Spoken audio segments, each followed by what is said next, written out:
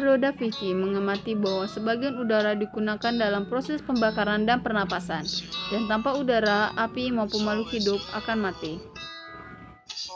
Pada akhir abad ke-17, Robert Boyle membuktikan bahwa udara diperlukan dalam proses pembakaran.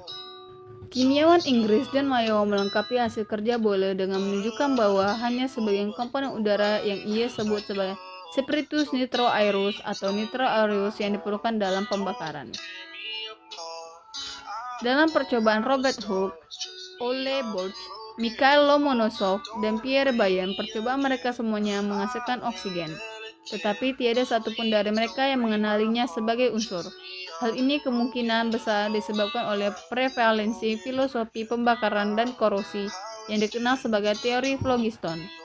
Teori phlogiston dikemukakan oleh alkimiawan Jerman J.J. Becher pada tahun 1667 dan dimodifikasi oleh kimiawan George Ernst Stahl pada 1731.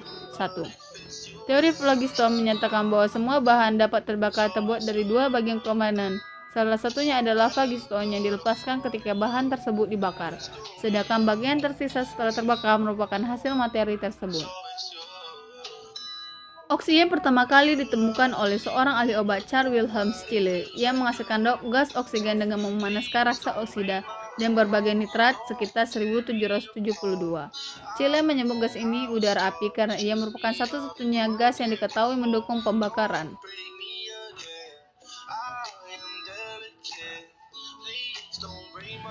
Percobaan Lavoisier. Percobaan ini beserta percobaan mengenai pembakaran lainnya didokumentasikan dalam buku Sur la combustion en général yang dipublikasikan pada 1777.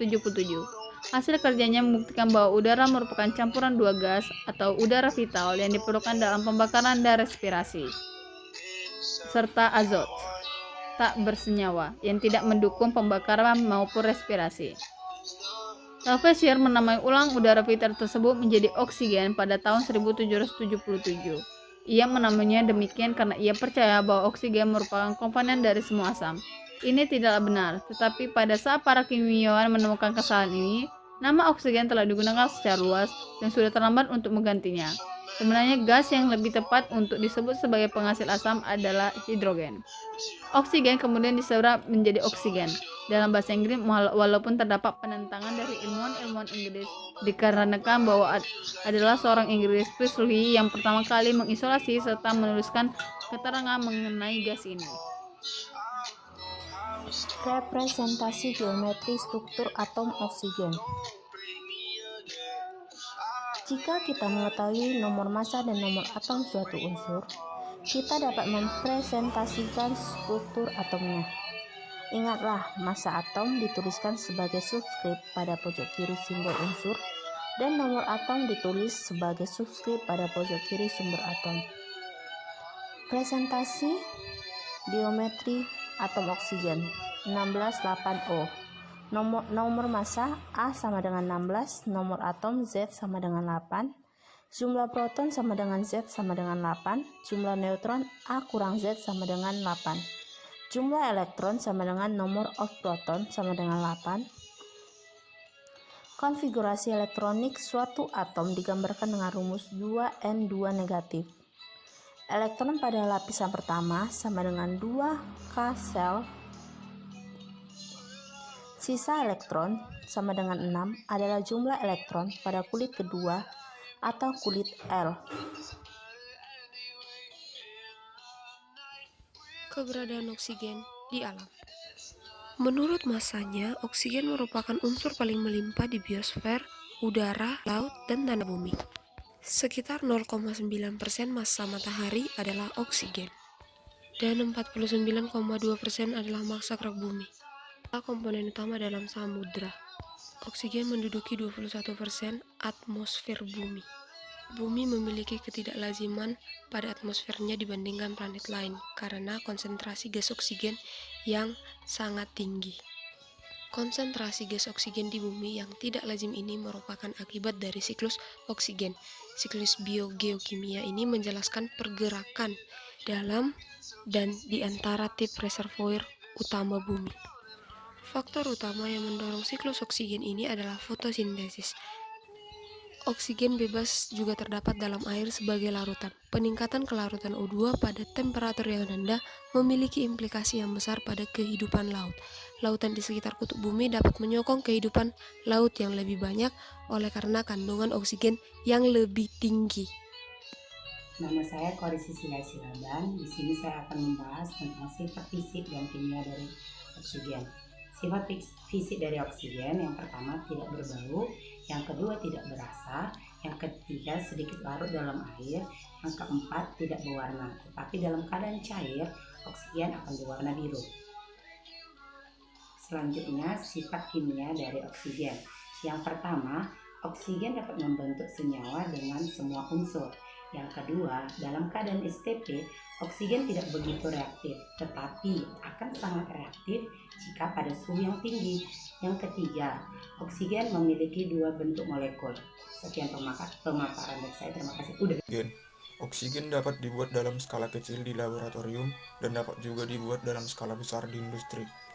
Nah, di sini kita akan mendengarkan bagaimana sih pembuatan oksigen skala kecil di dalam laboratorium.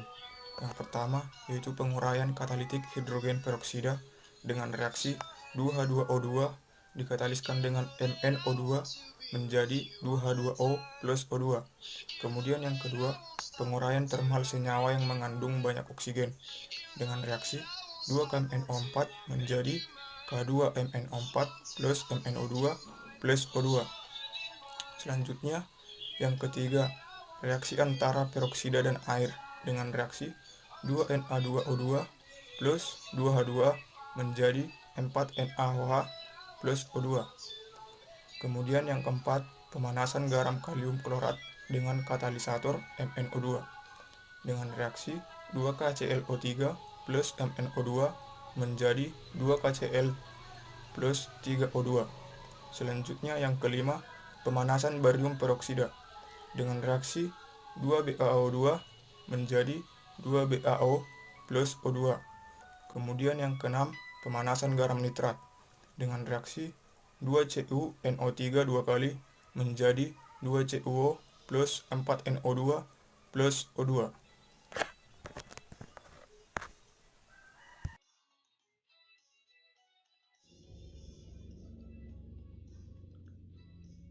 Pertama, diperlukan dalam sistem pernapasan.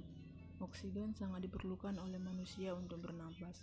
Dalam keadaan istirahat, manusia dewasa menghirup 1,8 sampai 2,4 gram oksigen per menit. Jumlah ini setara dengan 6 miliar ton oksigen yang dihirup oleh seluruh manusia per tahunnya. Yang kedua, membantu sistem peredaran darah. Sistem peredaran darah di dalam tubuh manusia dipengaruhi oleh adanya oksigen. Kebutuhan tubuh akan oksigen yaitu sekitar 90%. Jika oksigen di dalam tubuh berkurang atau tidak cukup, akan menyebabkan sesak napas. Yang ketiga, meningkatkan daya ingat atau meningkatkan kecerdasan otak. Proses keluar masuknya oksigen pada tubuh dapat mempengaruhi fungsi kerja otak. Jika oksigen yang masuk ke dalam otak cukup, ini akan meningkatkan daya ingat serta kecerdasan otak. Yang keempat, mencegah pertumbuhan sel kanker. Jika oksigen di dalam tubuh kita memiliki kadar yang tinggi, maka dapat membuat sel-sel penyakit seperti kanker tidak dapat tumbuh. Selanjutnya ada mencegah stres dan gugup.